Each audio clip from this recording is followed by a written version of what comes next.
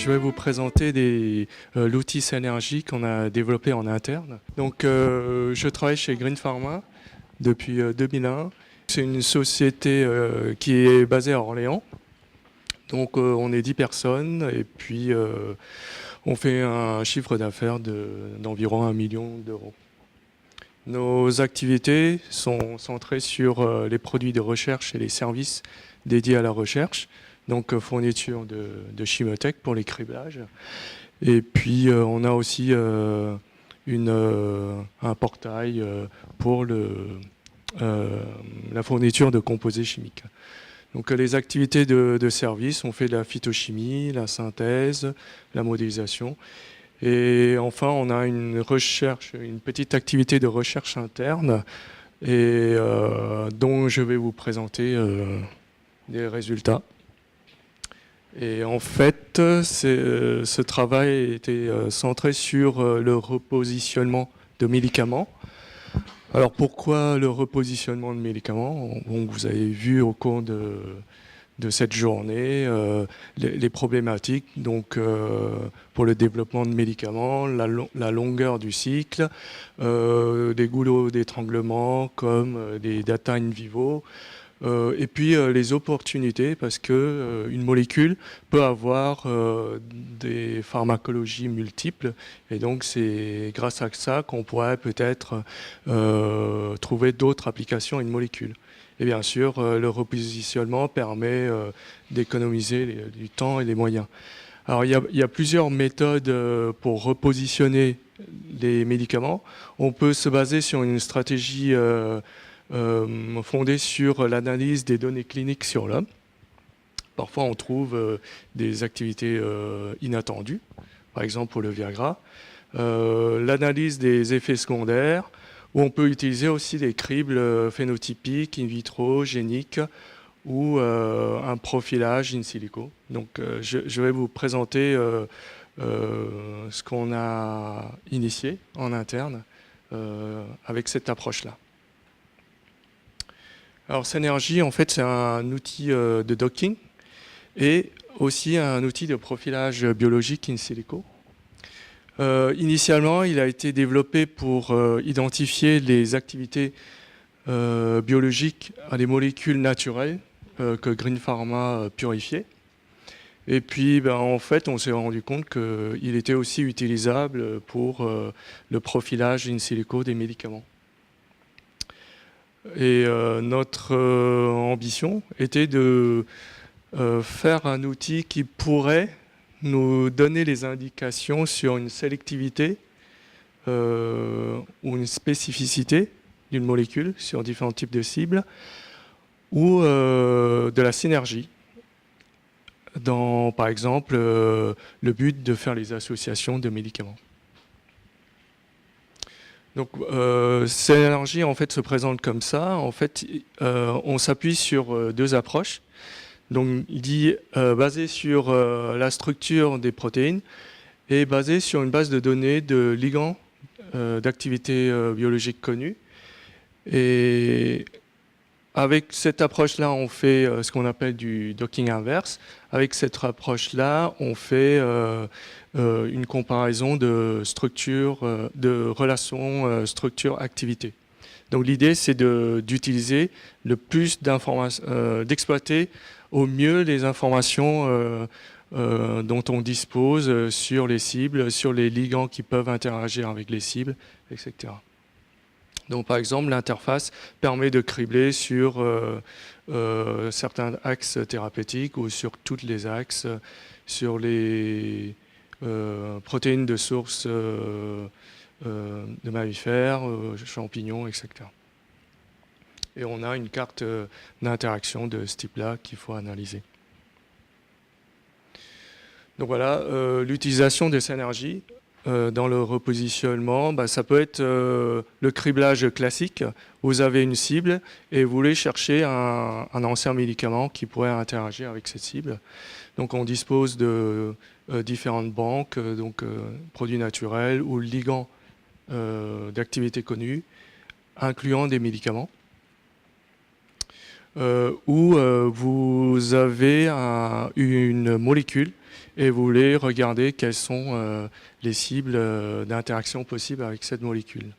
Alors on se base là-dessus sur le criblage sur les structures de protéines, en calculant l'énergie d'interaction.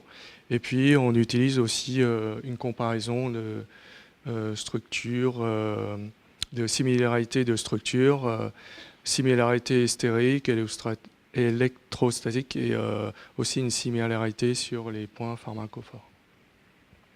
Donc l'idée c'est d'avoir une molécule et de cheminer dans cet espace biologique et de trouver la bonne cible ou les bonnes cibles. On a pratiqué cet exercice-là avec le tofesopan ou grandacine. Donc c'est un produit Servier qui est utilisé depuis plus de 20 ans pour lutter contre les signes d'anxiété avec les effets légers en dépression. Alors c'est une benzodiazépine originale qui n'a pas d'effet de dépendance. Et ce qui est intéressant aussi, c'est que la cible moléculaire n'est pas connue. Donc à l'époque, on était plus souple sur les médicaments. La posologie de ce médicament, qui était vendu en plus en forme racémique, était les suivantes, donc des centaines de milligrammes. Donc on a criblé avec Synergie et on a dissocié la forme S et la forme R et on a sorti une liste de cibles parmi lesquelles on a trouvé la phosphodiesterase 4 pour les deux formes. Donc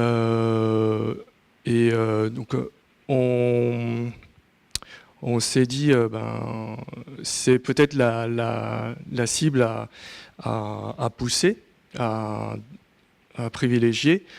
En plus, cette cible a de multiples applications qui peut être valorisée assez rapidement.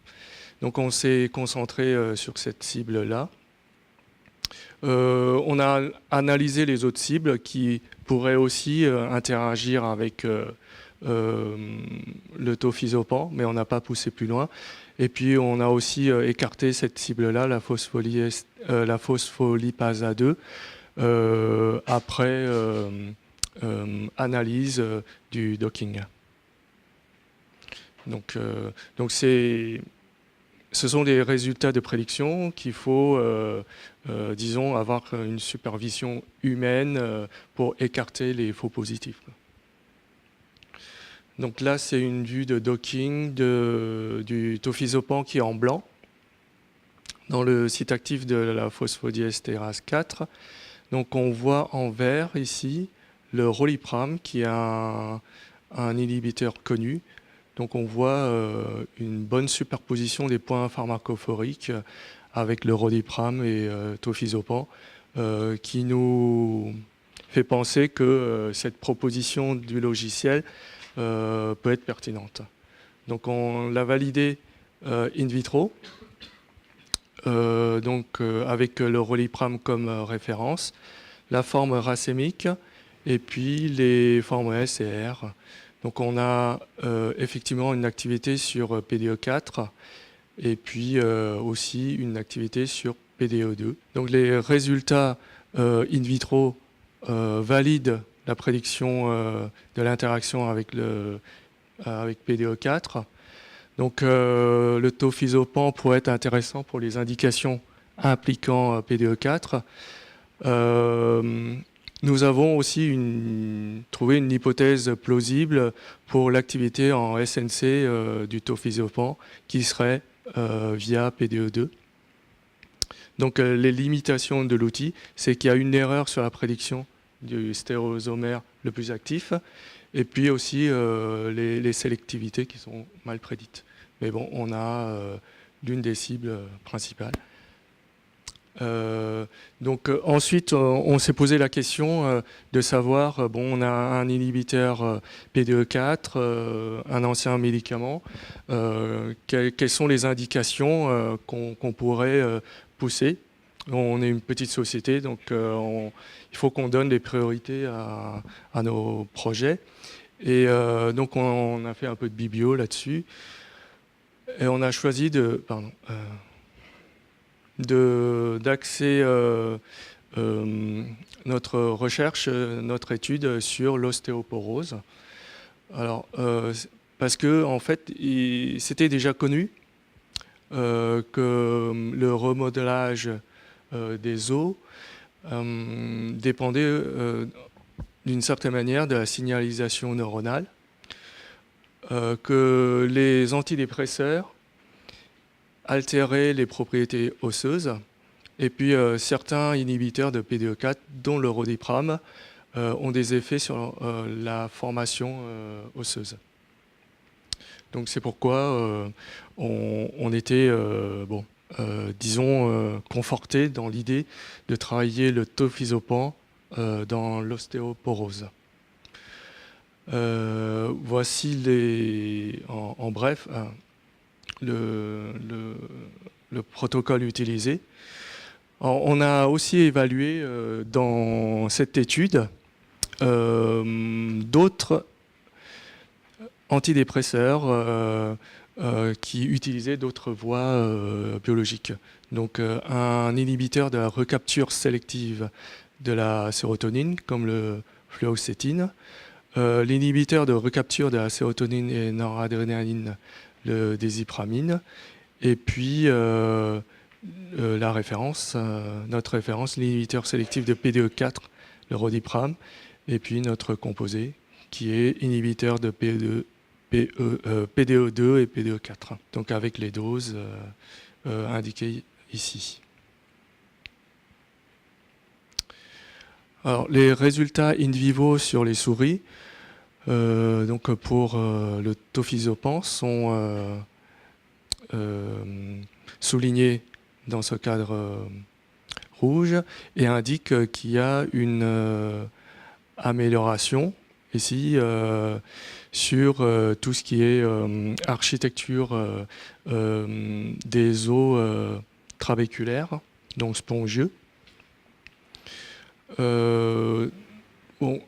On a une activité qui est quasi identique au roliprame pour le volume des os trabéculaires et l'augmentation du nombre d'os d'architecture trabéculaire avec une dose 2 fois moindre que le roliprame.